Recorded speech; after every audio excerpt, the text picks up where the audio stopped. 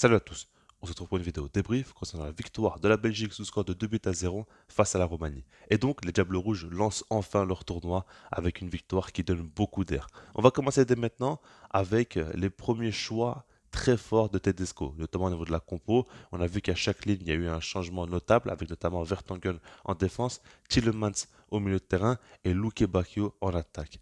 Et donc ça a été plutôt concluant. Maintenant, par rapport à ce début de match, il a été assez bouillant et surtout que la Belgique a su marquer dès la deuxième minute de jeu.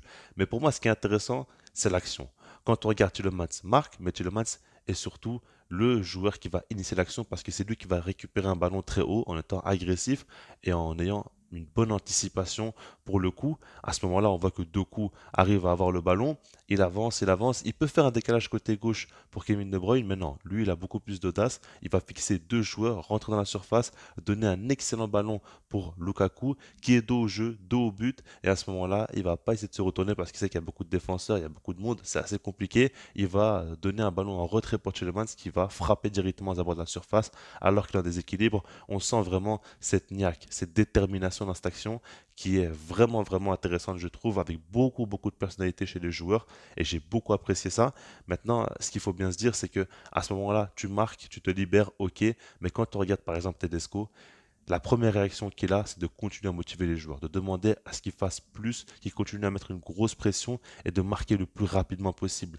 Et c'est ce que les Diables Rouges ont fait parce que certes, à la finition, ça n'a pas été bon du tout, il y a eu beaucoup de déchets, mais le nombre d'occasions générées, ça a été assez fort. Je dirais même que selon moi, c'est l'une des premières périodes les plus abouties du tournoi jusqu'à présent. C'est vraiment assez impressionnant de voir que la Belgique ait pu dominer autant, mettre en place son pressing, son contre-pressing et avoir été aussi dangereux tout simplement. C'est pas anodin, ok c'est la Roumanie qui n'est pas du tout un favori ou quoi que ce soit, mais il faut quand même le faire. Et puis déjà, moi j'aime cette mentalité-là, j'aime ce style de jeu, ok, mais ce que j'aime surtout, c'est la cohérence. Et quand on regarde par exemple Tedesco, ben, ses meilleurs matchs avec la Belgique, ça a souvent été ce type de match-là, où tu mets une grosse pression, où tu vas chercher l'adversaire très haut, où tu vas jouer un football offensif. Et à ce moment-là, ben, ça met en lumière les qualités d'effectifs, parce que quand on regarde par exemple le milieu de terrain est correct, on va dire. L'attaque est très intéressante. La défense, on sait très bien qu'il y a de grosses lacunes. Donc autant essayer de jouer un football offensif où tu vas surtout essayer d'éteindre l'adversaire.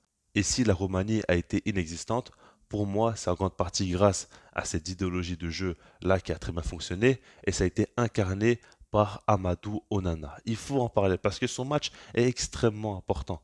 Franchement, c'est un joueur que j'apprécie beaucoup, qui m'avait beaucoup déçu lors du premier match de l'Euro, mais là, il s'est tellement rattrapé.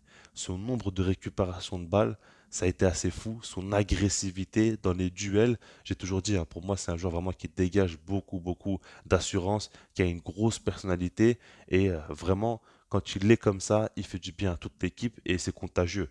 Ça, il faut bien se le dire parce que quand on regarde par exemple à côté, Tielemans aussi était très agressif, a récupéré beaucoup de ballons. Mais je suis persuadé que c'est grâce à Onana aussi qui lui a impulsé son énergie et ça a fait du bien vraiment à tous les coéquipiers. Donc Onana vraiment très important parce que dès que la Belgique perdait le ballon, c'était l'un des premiers joueurs à réagir, à récupérer la balle et à masquer les lacunes défensives de l'équipe. Donc ça vraiment, c'est une grande satisfaction parce que si Onana est si compétitif, ça libère beaucoup l'équipe au niveau des tâches défensives. Ça libère aussi De Bruyne qui peut jouer plus haut, qui peut se montrer à la baguette au niveau de son jeu avec ballon. Là, c'est autre chose. Donc maintenant, par rapport à toutes ces choses-là, évidemment, il s'est passé beaucoup de choses dans le match avec pas mal d'actions où on aurait voulu que la Belgique marque. Franchement, pour moi, si c'est 3-0, 4-0, il n'y a rien d'étonnant. Et ça aurait été mérité parce qu'il y a eu beaucoup de situations dangereuses qui n'ont pas été concrétisées. Ce qu'il faut se dire, c'est que Lukaku n'a pas eu de chance parce que honnêtement, son but refusé, ça se joue à rien.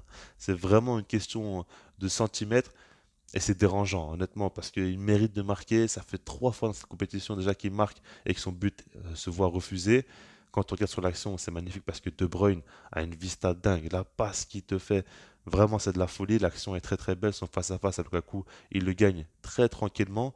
Et ça aurait été quelque chose d'assez fort de marquer ce but-là à ce moment-là du match. Malheureusement, ça n'a pas été le cas. On a vu aussi du déchet du côté de Luke Bacchio, même du côté de De Bruyne, notamment au niveau de la finition. Et ça a été dérangeant, comme je vous l'ai dit. Maintenant, si on peut retenir beaucoup de positifs, dans un premier temps, il y a Jérémy Doku. Il faut en parler parce que son match est assez fou. Honnêtement, c'est un ailier qui fait beaucoup de différence. On le voit, mais franchement, il faut se rendre compte du nombre de prises de risque qu'il fait. Il n'y en a pas beaucoup dans le monde des ailiers comme ça qui vont autant tenter le 1 contre 1 et autant le réussir. Et puis ce qui est assez fou, c'est de regarder qu'est-ce qu'il fait une fois qu'il a dribblé le joueur. Et là, ça a été intéressant. Parce que certes, quelquefois, il aurait pu marquer, il a eu de grosses situations. Au niveau de la frappe, ça n'a pas été top. Mais au niveau de la passe, par contre, il a été ultra pertinent. Il a su, par exemple, toucher Lukaku pas mal de fois dans la surface. Et ça a donné vraiment une situation ultra avantageuse pour la Belgique.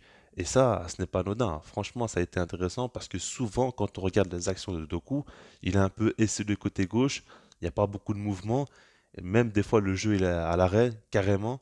Et il va réussir à dynamiser, à amener un second souffle, changer de rythme et créer directement une situation très dangereuse pour la Belgique. Donc vraiment, c'est très très important d'avoir un joueur comme ça aussi différentiel et il ne faut pas le sous-estimer. Luke Bakio aussi, pour moi, était vraiment bon. Honnêtement, j'ai bien aimé sur le côté droit ce qu'il a proposé. Il a marqué beaucoup de points. Et ce que j'aimerais dire, c'est que pour moi, Tedesco n'avait pas été, on va dire, malin quand il l'a mis sur le banc, parce que quand on regarde bien, en sélection, le Bakio a toujours répondu présent sous Tedesco. C'est juste qu'en club, oui, il est moins en forme, par exemple, qu'un Bakayoko, mais il faut aussi donner la continuité à des joueurs qui ont prouvé en sélection. Ça a été son cas et aujourd'hui, il a été très bon. Malheureusement, il sera suspendu pour le prochain match, mais il a fait du bien à l'équipe aujourd'hui. Ensuite, une autre grande satisfaction, c'est Castells. Vraiment, au cage, il a fait beaucoup de bien parce qu'il n'a pas eu énormément d'arrêts à faire, mais il y a eu quand même des situations dangereuses qu'il a su gérer et ça a gardé la Belgique en vie. Parce que si tu te fais égaliser, honnêtement, ça aurait pu être un match totalement différent et ça aurait même pu partir sur une défaite, tout simplement. Non, lui, il a fait ses arrêts. On sait très bien qu'il a eu beaucoup de critiques parce qu'on attendait tous de voir Courtois. On sait que c'est un gardien quand même d'un niveau largement inférieur.